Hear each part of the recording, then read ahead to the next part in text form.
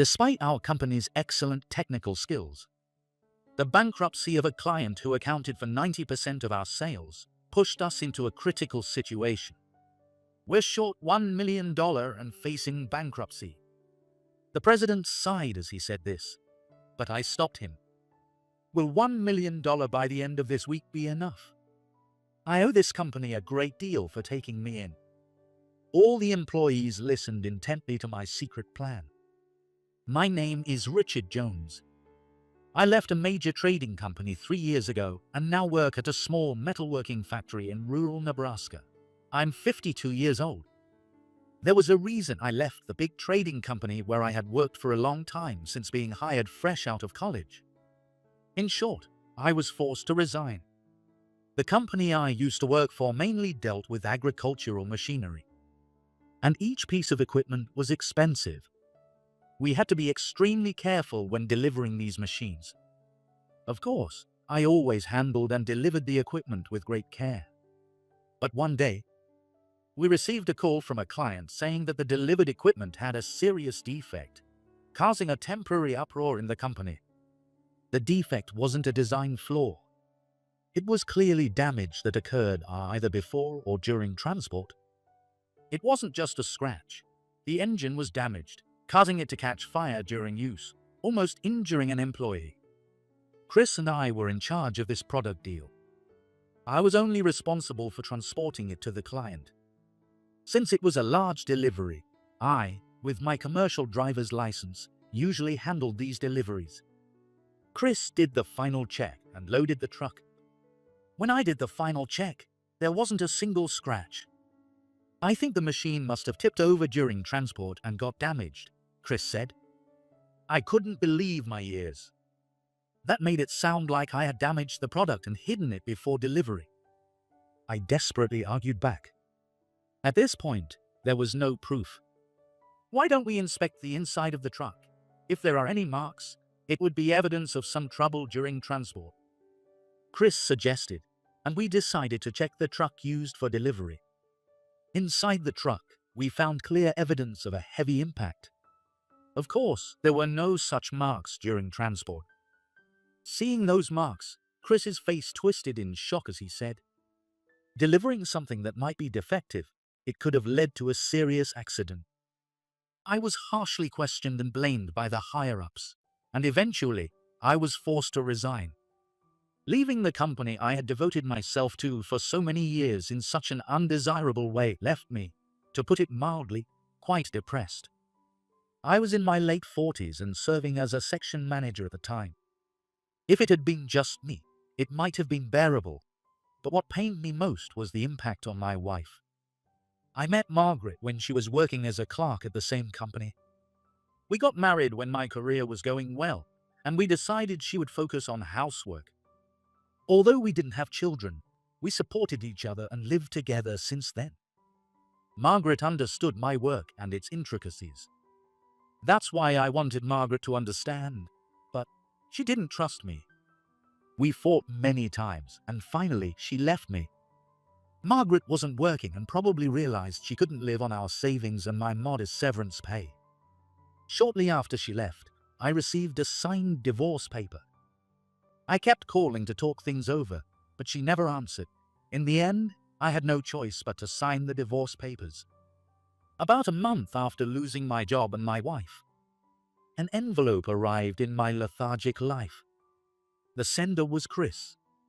Suspiciously, I opened the envelope and found several photos inside. I took one out and was speechless. What is this? In the photo, two people were standing close together, smiling happily. They were Chris and my ex-wife. My hand holding the photo trembled uncontrollably. Moreover, my ex-wife was wearing a pure white wedding dress. I was sure of her infidelity, remarrying within a month of our divorce being finalized. At that moment, I realized how foolish I had been. Chris had set me up. It was probably Chris who tampered with the truck. That's why he suggested, let's check the truck. At that time, I immediately called Chris. As soon as the call connected, I demanded, hey, what is the meaning of these photos? Chris replied in a nonchalant tone, "Well, it's just as it looks.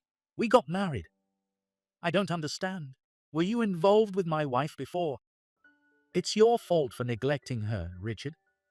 "Don't be ridiculous. I'll sue you for damages." Chris laughed at my trembling rage. "Do you have any proof? I bet you didn't record this call either, did you?" He was right. I clenched my teeth in frustration. The story the public believes is this: Richard failed at work, lost his job. Margaret got fed up and divorced him. Then she met me, we hit it off, and had a quick wedding. That's the truth everyone knows. Chris laughed mockingly and hung up before I could say anything. I slumped down, unable to move for a while. Chris had likely calculated the most socially acceptable narrative for their remarriage. I deceived the company, concealed a major mistake, and when it was exposed, I was forced to resign. Disappointed in me, Chris comforted my heartbroken ex-wife. They gradually grew closer and eventually married. Since I was already known as the bad guy, people would accept their quick remarriage despite some initial gossip. For the first time, I wanted to disappear. I had lost my job and my wife of many years. No, I had lost them long ago. At rock bottom, I grew tired of going against the daily rush of office workers to the employment office. I just wanted to escape. Then it occurred to me to move to the countryside. Having been born and raised in the big city of New York, the idea of rural life seemed incredibly appealing. In my youth, I had no interest in it. But now I longed for a life surrounded by rice fields. Seeing the bright red tractors working in the lush green spring, and the bountiful rice harvest in autumn. I earnestly wanted that life. Born in the Northeast and having worked in the South for many years, I decided to move to the Midwest. There, I found a job at a small metalworking company. They produced metal parts, 90% of which were used in agricultural machinery. That fact convinced me to send my resume to that company. Things progressed surprisingly smoothly, and I was hired on the same day I went for the interview. I wore a suit, but the president came straight from the factory and sat in front of me in his work clothes. The office attached to the factory had no reception room or conference room, just two large sofas separated by a partition.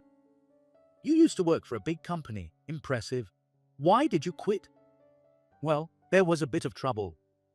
I hesitated, not knowing how to answer. But the president just laughed cheerfully. "Well, there's always something going on in the city. If you don't mind working here, we'd love to have you. We're short-staffed right now. When can you start?" That was how it went. Usually, if someone quit because of trouble, you'd be suspicious and want to dig deeper. But the president dismissed it as city stuff and decided to hire me without probing further. Surprised by the laid-back attitude of the countryside, I began my second career. The craftsmen were all good to me. At first, they were wary of me, knowing I was from the city, but seeing how seriously I worked, they gradually softened. I was also initially bewildered by the closeness of people. Something you don't find in the city, but I grew to feel comfortable with it. For example, "Hey Richard, do you have a wife?" "No, I'm divorced." An older employee asked me this. When I honestly answered, despite being a bit defensive about personal topics, he laughed heartily, much to my surprise. "Your wife left you, haha. Mine did too." When they laughed it off like that, it actually felt good. Realizing I wasn't as uptight as they might have thought, we grew closer, and soon we were going out for drinks once a month. These encounters in the countryside changed my passive outlook. They laughed off my painful divorce as a common thing and rarely asked about my previous job. In a good way, people here weren't concerned with career or titles. Instead, they genuinely talked about tomorrow's weather, delicious food, and their kids and grandkids. "Yesterday, my grandma picked some wild vegetables. It's the first of the season. I'll give you some." Someone would say, giving me vegetables. "My son hurt his back. Can you help with the farm work? I'll pay you." They'd ask, and when I helped on weekends, they'd treat me to a delicious lunch and dinner. Today, the after-school program is closed, and my mom is at the hospital with my grandma. Can I bring my son to the office after school? Sometimes an employee's grade school son would study in the office until their workday ended. Here, there was warmth and freedom in abundance. Because of this, I worked hard to repay their kindness. Honestly, these last 3 years have been the happiest of my life. In a company with no positions other than the president, I worked hard alongside the other craftsmen. During those days, the worst news in my 3 years of working there came. The company that accounted for 90% of our sales, our biggest client, went bankrupt. This news unsettled the usually optimistic employees. If we lose that job, what will happen to the company? It's not just the company, it's us too. What about our jobs, our salaries? As the employees discussed anxiously, the president, with a pale face, spoke. If we lose 90% of our sales, the first thing we need to do is find new clients. That means reallocating people to sales, leaving us short-handed. Especially since our skilled workers are limited, our work efficiency will drop. To fix that, we'd have to introduce the latest machines for efficiency. But even if we do that, there's no guarantee we, who are inexperienced in sales, can secure jobs. We're stuck. To acquire new clients, we'll need a lot of money. And even if we spend a lot of money, there's no guarantee we'll get new clients. The president nodded heavily. That's right. Especially if we introduce new equipment, we'll need to expand the factory. How much money do we need? An employee asked cautiously, and the president paused before answering. $1 million. $1 million. I could only repeat the staggering number. The president hung his head and sighed. It was as if he reflected the feelings of all the employees. What about a bank loan? I'll try, but it's safe to say that getting a multi-million-dollar loan on the first try is unlikely. No way. Silence fell over the room. Everyone was at a loss for words, staring at the ground. Facing bankruptcy for being short $1 million. The president's murmured words sparked a defiant spirit in me. Every time the president seemed down, my determination to fight back grew stronger. I couldn't bear to lose a precious place twice. Will $1 million be enough if we get it by the end of the week? What? The employees looked at me in shock, question marks in their eyes. I quickly devised a plan in my head. I'll explain the situation to Anderson, a private investor I met while working at my previous company. A private investor? Yes, he works for an agricultural machinery manufacturer and invests his personal assets, a so-called part-time investor. The unfamiliar term caused a stir among the employees. I met Anderson through work, and after several discussions, we hit it off and have been friends for 10 years. However, I had lost contact with him for a long time, fearing his disappointment after my forced resignation. Despite his numerous attempts to reach out to me, but can a private investor really put up $1 million? That's why we'll ask the bank to loan us half. $500,000, while multi-million-dollar loans are unlikely. It's not uncommon for banks to grant loans in the millions for small and medium-sized businesses' equipment investments. My words made the employees look up, hope in their eyes. Our strength lies in our ability to produce precise, handcrafted products down to the millimeter, something unmatched by others.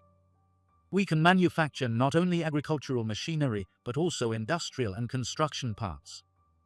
We've just lacked the manpower and equipment. Let's write a detailed business plan to convince both the bank and the investor. When I said that, everyone started to voice their agreement, shouting things like, "That's right," and "Let's do it." From that day, our challenge began. Afterward, I successfully contacted Anderson and set up an appointment. The meeting was scheduled for 5 days later. Every day after work, we discussed various things to write the business plan. Since no one had seen or written a business plan before, I had to write it. But being a novice with only 3 years at the company, the seasoned employees helped by providing detailed information about the company. We discussed target markets, feedback from clients on our parts, and the unique strengths compared to our competitors. I had extensive discussions with the president and finally completed the business plan. The promised day arrived quickly. Anderson was someone I had worked with many times in my previous job, and I owed him a lot. I had to leave my job suddenly and couldn't even say a proper goodbye. It's been a while. I apologize for not contacting you at all these past 3 years. It's good to see you again. Chris told me you left the company suddenly, but I'm glad we can meet again. Since Anderson knew me from the time I worked with Chris, he was familiar with him too. After 3 years of silence, you suddenly ask for an investment. Do you think I can be convinced? I understand it's a lot to ask, but we have no other choice. Please, at least hear me out. I've read the business plan you sent me. But before that, you need to tell me why you left your previous job and why you don't want this company to fail. If you don't, I won't give you a single cent. Anderson's words made me think for a moment. If I mess up, it could be defamation. After considering it, I decided I couldn't worry about that now and resolved to tell him everything. I revealed to Anderson that I was forced to resign over a mistake I didn't make, that my wife had been unfaithful, and that I was in despair when I found this company, which gave me a fulfilling life. I also told him that even if I set aside my personal feelings, the craftsmen here were too talented to let the company go under. After hearing my story, Anderson sighed deeply. I couldn't tell if his reaction was positive or negative, and I felt tense. I see. You've been through a lot. His words were more sympathetic than I expected. I always admired your work at your previous company. You were thorough and sincere, and you put your heart into everything. Knowing you were set up makes me really upset. Just hearing you say that means a lot to me. You may be satisfied, but I'm not. I kept in touch with Chris even after you left, and I genuinely congratulated him on his marriage. Chris betrayed me too. Anderson's quiet anger was evident. It was the first time I had seen him, usually so calm, look like this. So, let me have my revenge. I was shocked by the gravity of his words. Revenge. Yes, I want you to include helping me with this revenge as a condition for my investment in your business. I thought he might be joking, but the seriousness in Anderson's eyes told me he wasn't.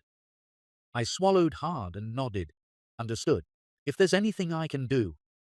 I told the employees that an investor agreed to finance us if we met a certain condition.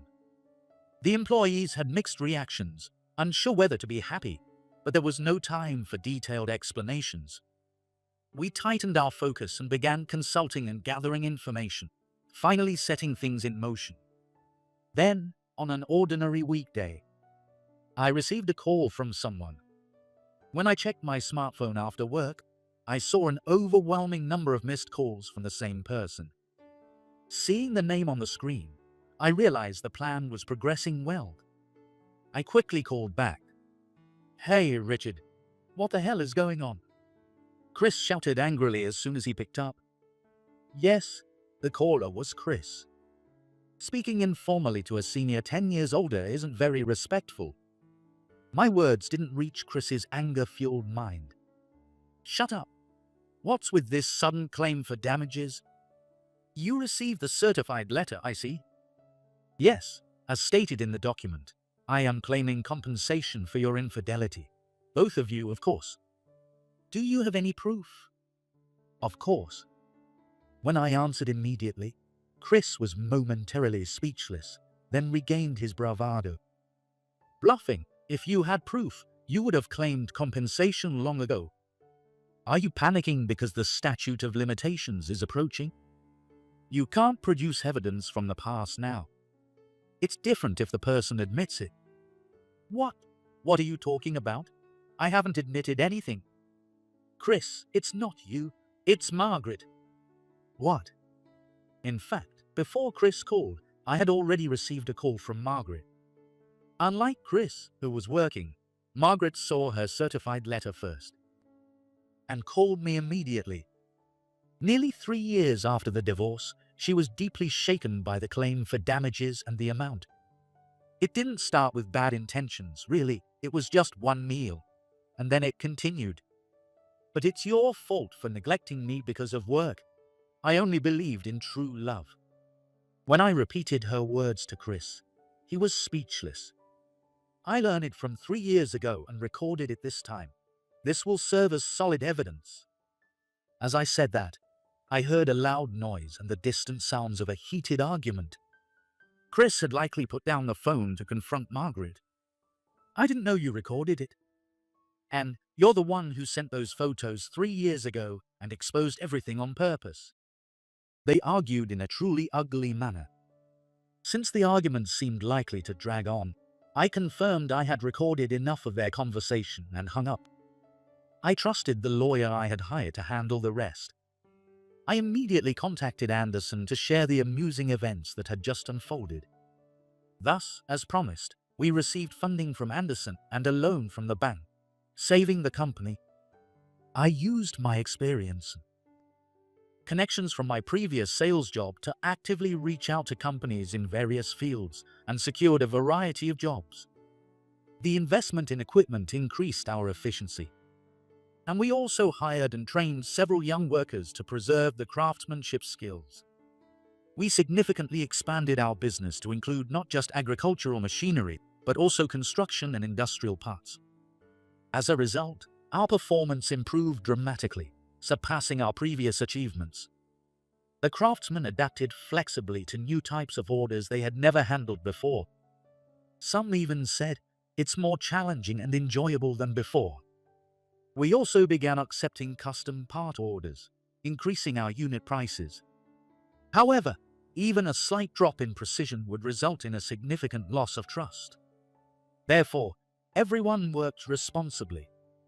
Having come close to sinking, the company's unity strengthened, and there was a renewed passion for training young workers and a greater dedication to work. On a personal note, I successfully received compensation from both Chris and Margaret. The content of the phone call was accepted as evidence. Honestly, this was a gamble. It's not an idea I would have thought of on my own. Normally, trying to gather evidence of infidelity so long after a divorce would be nearly impossible. To attempt it with a bluff shows Anderson's remarkable fighting instinct as an investor. By the way, just in case it didn't work, I had thoroughly investigated Chris and Margaret's infidelity through our former colleagues and got their testimonies. The evidence was weak, but it wasn't entirely a gamble. Still, it was quite a risk. However, taking risks to achieve success is what being an investor is all about. Now, Anderson and I have a good relationship, both as business partners and personal friends. I later heard about what happened to the two of them from a former colleague. We had lost touch after I left, but one day he reached out. "Chris resigned." "What?" His first words surprised me. "You sent the certified letter, right?" After that, he became very distressed. He consulted people who knew about the infidelity, and soon rumors spread. Well, everyone suspected something, so it was like he self-destructed. Yeah, getting married right after a divorce is usually seen as strange. I nodded. It was probably then that the employees, including his colleagues, first realized something was off. However, I had already resigned and divorced. Everything was already over for me. He felt out of place, but he kept working for the compensation. Eventually, people started suggesting he even orchestrated the event that led to your resignation. He couldn't take it and quit. His wife is also working to pay off the compensation, but it's tough since she's been a housewife all her life. Both Chris and Margaret, burdened with a large compensation at their age, have aged rapidly from the stress. What goes around comes around. As I thought about this, I caught up with my former colleague and ended the call. 6 months have passed since we received the $1 million loan. With the company's growth, I feared that the close relationships between employees and the president might weaken, but that wasn't the case at all. We still talk about the weather, share vegetables, and update each other on our kids and grandkids. Nothing has changed except the company growing and salaries increasing. When we achieved our goal with the loan, I was celebrated as the key player, but in the workplace, I am still very much a novice. This didn't change our relationships or make anyone treat me as someone from a different world. I never thought that things staying the same could make me so happy. In the past, I believed that staying in the same position was a sign of incompetence, but that's not always true. Hey Richard, we're going out for drinks now. What, again? If you drink too much, your wife will get mad at you. Oh, you've got some nerve saying that. Fine, I'll buy you a drink. Trying to bribe me into silence. Not gonna work. Rank and career don't matter here. I'll keep cherishing what's important while living these unchanging days. That is my happiness.